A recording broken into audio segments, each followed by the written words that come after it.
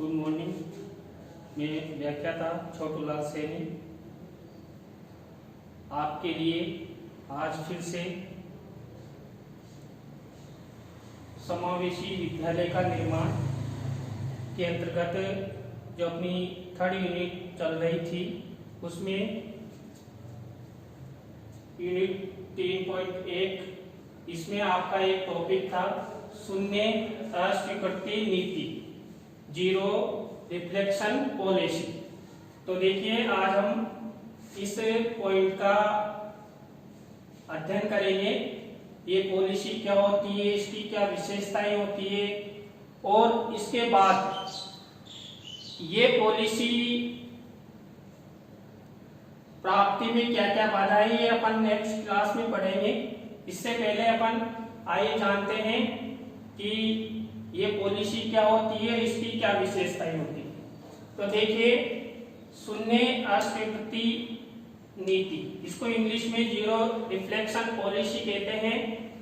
यह इस पॉलिसी का मुख्य रूप से जो तात्पर्य यानी कि अर्थ, ये पॉलिसी क्या कहती है, ये पॉलिसी कहती है किसी कार्यक्रम नीति में सभी व्यक्तियों को शामिल करते हुए किसी भी व्यक्ति को किसी भी आधार पर अस्वीकार नहीं करना। यानी मुख्य रूप से तात्पर्य ये है कि हमारे भारतीय समाज में चाहे कोई भी जाति हो, धर्म हो, लिंग, आधार, वर्ग, रंग, रूप आदि के आधार पर किसी भी व्यक्ति को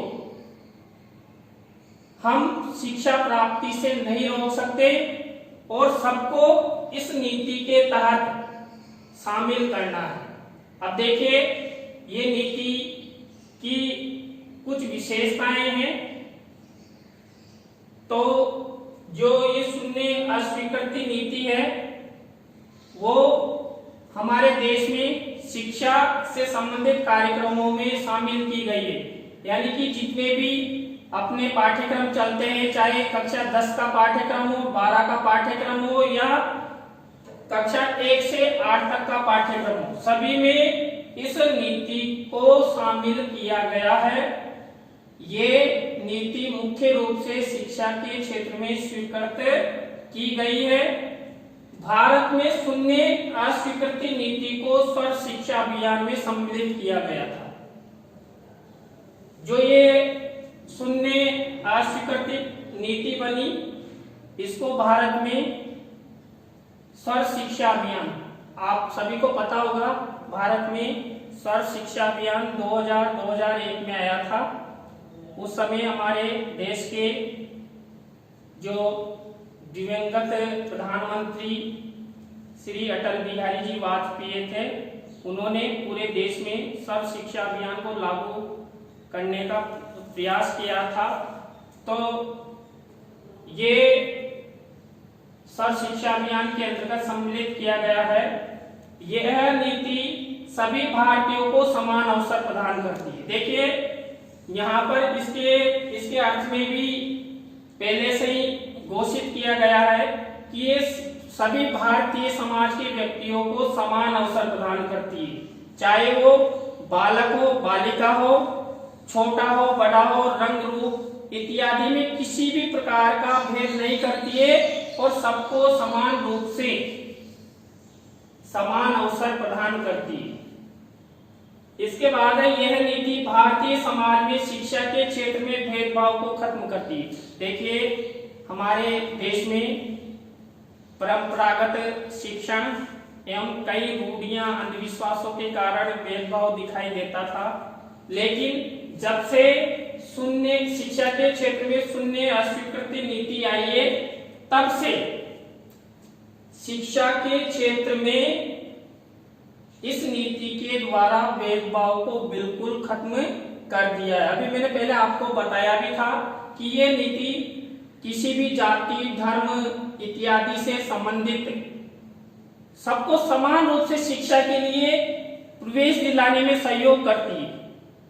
इस नीति के तहत कोई सा भी विद्यालय हो, महाविद्यालय हो, किसी भी बालक या बालिका को शिक्षा के क्षेत्र में जाने से मना नहीं कर सकता। तो यह नीति शिक्षा के क्षेत्र में भेदभाव को खत्म करती है। यह नीति भारतीय समाज के सभी वर्गों, जातियों, धर्मों के व्यक्तियों को शिक्षा प्राप्ति में समान सुअवसर प्रदान करती। देखिए कितनी अच्छी बात है। इस नीति के द्वारा भारतीय समाज, कितना अपना बड़ा भारतीय समाज में, जिसमें अनेक धर्म हैं, अनेक जातियां हैं, अनेक राज्य हैं, अनेक वर्गों के रंग रूप इत्यादि से, यानी कुल मिलाकर भारतीय समाज में विभिन्नताएं हैं, लेकिन फिर भी यह जो हमारी नीति है, शून्य अस्वीकृति नीति, भारतीय समाज की प्रत्येक जाति, प्रत्येक धर्म के व्यक्तियों को समान सुअवसर प्रदान करती है। और कितनी अच्छी नीति है। वास्तव में ये शिक्षा क्षेत्र में विकास की मेरी निगाह में माना जाए तो सबसे अच्छी नीति है। तो देखिए हमने आज अपनी तीसरी यूनिट के अंतर्गत शून्य अस्वीकृति नीति यानी जीरो रिफ्लेक्शन पॉलिसी के बारे में अध्ययन किया कि ये क्या है, इसका अर्थ क्या है, इसकी क्या विशेषताएं हैं। तो अपन नेक्स्ट जो अपनी क्लास होगी उसमें हम इस शून्य अस्वीकृति नीति, जीरो रिफ्लेक्शन पॉलिसी के मार्ग में कहां-कहां बाधाएं हैं वो मैं अगली क्लास में आपको बताऊंगा। Thank you.